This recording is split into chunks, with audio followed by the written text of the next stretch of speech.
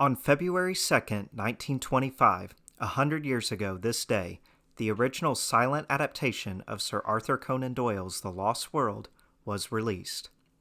The film is now considered to be one of the crowning achievements in dinosaur cinema, but just how well does the film hold up a century later? To celebrate the film's 100th anniversary, let's find out.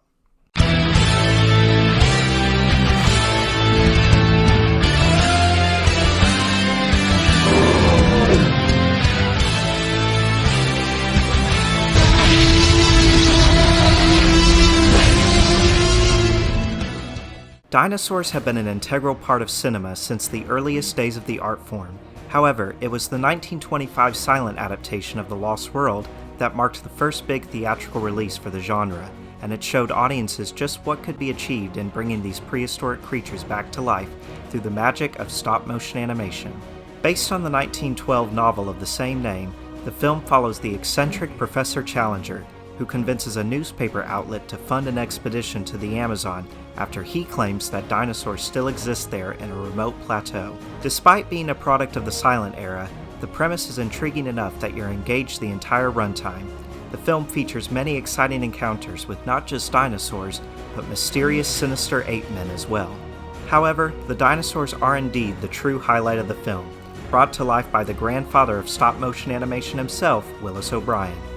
Stop motion had been around well before O'Brien, but it was he who launched the technique into the mainstream world of cinema, and had done several short films featuring the use of craft with dinosaurs, including 1915's The Dinosaur and the Missing Link, as well as 1918's The Ghost of Slumber Mountain. It was these early short films that brought O'Brien into the mainstream, and helped to land him his first big theatrical gig with The Lost World. It's interesting to watch O'Brien's craft in the film, as it sort of depicts a transition from his earlier works to the groundbreaking achievements seen in his work on 1933's King Kong.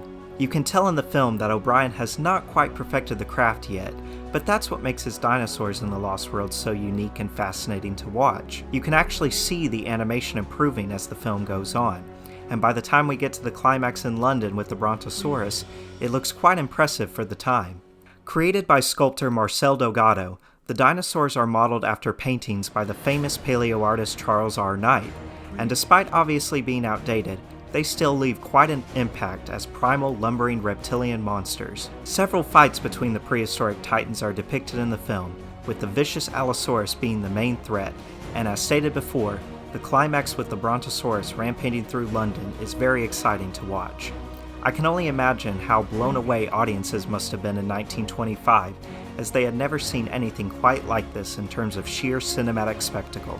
However, the film isn't perfect by any means. The majority of the characters aren't that interesting or memorable, with the one exception being the larger-than-life Wallace Beery as Professor Challenger, who gives a very committed and rousing performance. Also, there is the obvious racist and sexist stereotypes of the time that plagued the film, and it's just downright cringe-inducing to watch. However, like with King Kong, if you look at the film within historical context and keep in mind that the film is indeed, for better or worse, a product of its time, these outdated offensive stereotypes shouldn't affect your enjoyment of the film all too much.